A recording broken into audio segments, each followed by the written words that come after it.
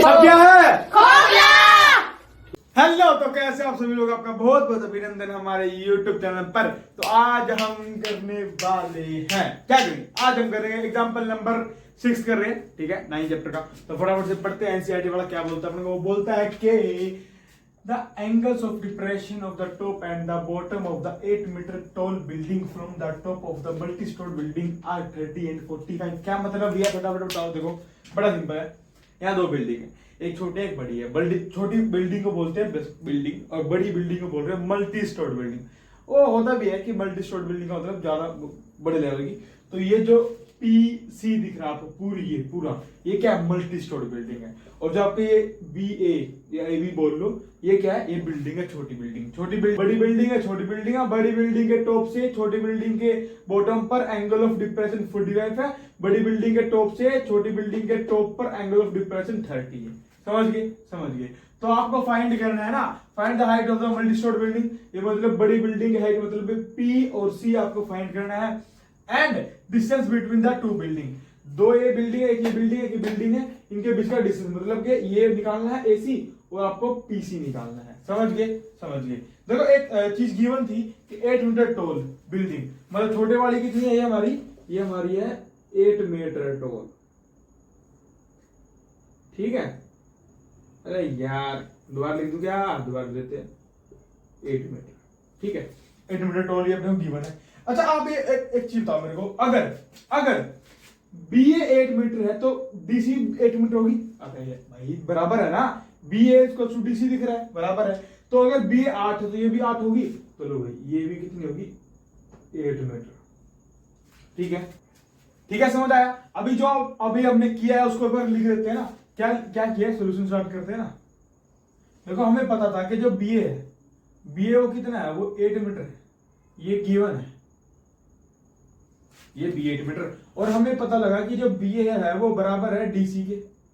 DC है ना, DC देखो बीए डीसी के बराबर है, तो डीसी भी 8 मीटर के बराबर हो जाएगा, ठीक है, हो जाएगा। तो डीसी भी 8 मीटर हो गया, ठीक है। अच्छा हमने लेट किया है, लेट जो PD equals to x metre, let PD equals to x metre, ठीक है। अभी समझ आया? अभी देखो एक चीज करते हैं हम, एसी को क्या लेट करें? वाई लेट कर लेते हैं। एसी को हम वाई लेट कर लेते, लो वाई मीटर जो ये निकालना था, ठीक है। अच्छा अगर ये वाई तो ये भी वाई, क्योंकि जो एसी है वो बीडी के बराबर है। तो अगर ये वाई तो ये भी वाई ना, तो यहां पे ले लेते हैं, ये भी हमारा वाई मीटर हो जाएगा। मैं इनके डाल लूं, 1 सेकंड में आया, समझ आया ना आपको? जो हमारा जो एसी है वो किसके बराबर हो जाएगा? बीडी के, है ना। जैसे अभी हमने किया था कि जो ये बीए है ना, ये बीए डीसी के बराबर, ऐसे एसी बीडी के बराबर हो जाएगा।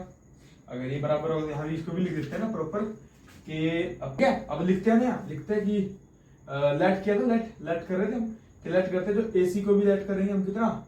वाई मीटर, ठीक है। और एसी बराबर किसके है?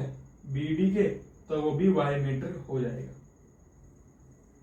ठीक है। ये किया, ठीक है। तो मतलब ये भी 8 और ये भी वाई हो गया, लिख दिया प्रॉपर। अब फटाफट से काम करते हैं। देखो काम क्या करते हैं, हमें पता है कि जो हाइट ऑफ एमएस क्या है? मल्टी स्टोर्ड बिल्डिंग लिख दूंगा।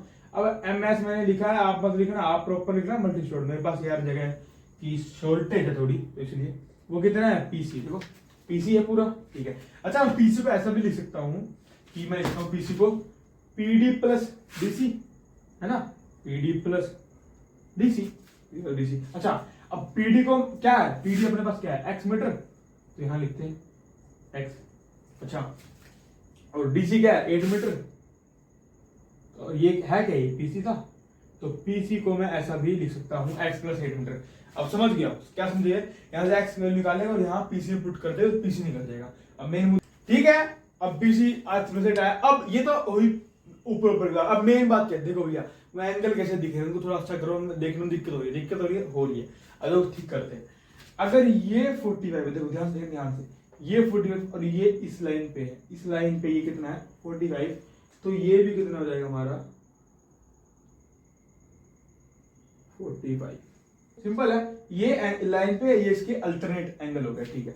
अच्छा अब देखो, अगर ये 30 है और ये लाइन पे है तो ये भी 30 हो जाएगा हमारा, तो ये भी अल्टरनेट एंगल बराबर हो गया, तो ये भी 30 होगा। ठीक है, अब काम करते हैं, अब मिल गया ना, एंगल मिल गया। तो अब बात करते हैं, कहाँ बात करेंगे, डंडा लगा यहाँ, पार्टीशन कर लेते हैं।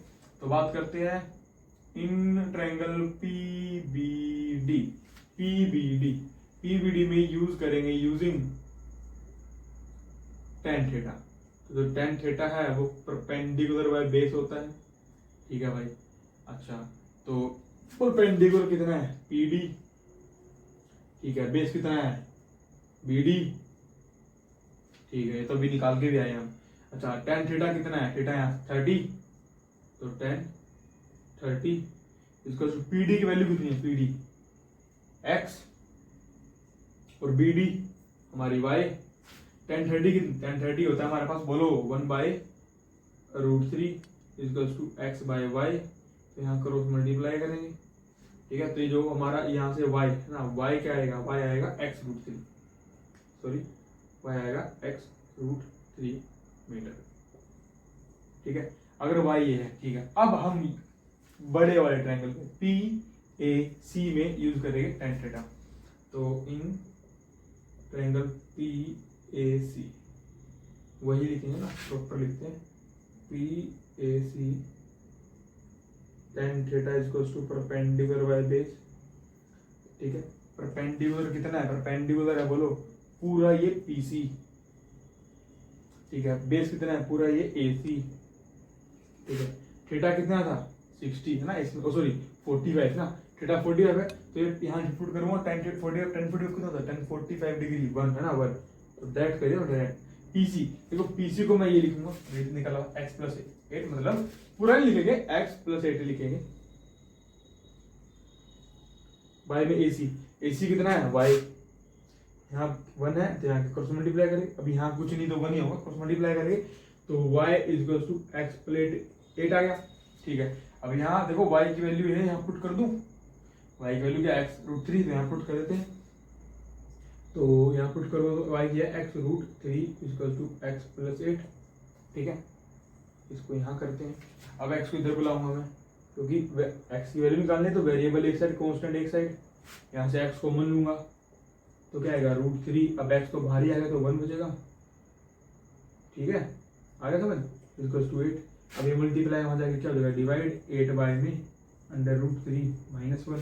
अब इसको सोल्व करने के लिए मेरे को प्रॉपर जगह चाहिए, तो यही कर, अभी तो है जगह, कर लेते, दिख रहा है ना आपको, एक बार चेक कर लेता हूँ, दिख रहा है, हाँ दिख तो रहा है भाई, यही कर लेते हैं प्रॉपर बराबर से। तो यहाँ इसको रैशनलाइज करूँ, रैशनलाइज कैसे करते हैं, रैशनलाइज करते हैं हम साइन चेंज करके ऊपर नीचे।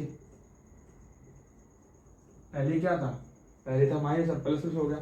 अब इसको मल्टीप्लाई करते हैं, देखो तो ऊपर वाला तो हम ऐसे लिख देंगे, यहाँ कर देते हैं इसको, ऊपर वाला लिख देंगे 8√3 + 1। नीचे क्या होगा, नीचे होगा a² - b²। देखो ये क्या है, a - b a + b, यहाँ लिखता हूँ मैं ऊपर a - b और a + b क्या होता है, वो होता है a² - b²। ठीक है, तो a क्या है √3, तो √3 का स्क्वायर माइनस b क्या है 1 का स्क्वायर, तो √3 का स्क्वायर 3 और 1 का स्क्वायर 1, 3 - 1 2, तो 2 आंसर आ गया हमारा। अब 2 और 2 कट गया, 4 पे कटा। ठीक है, तो x की वैल्यू आ चुकी है ये 4√3 + 1 मीटर, ये x की आई है। पर हमें x तो निकालना नहीं, हमें क्या निकालना, हमें हाइट ऑफ बिल्डिंग निकालनी थी, डिस्टेंस। ठीक है, हाइट ऑफ बिल्डिंग क्या है x+8, तो यहाँ पुट करते हैं, है ना, ये पीसी, तो यहाँ आगे यहाँ कर लेते हैं ना इसको। ठीक है,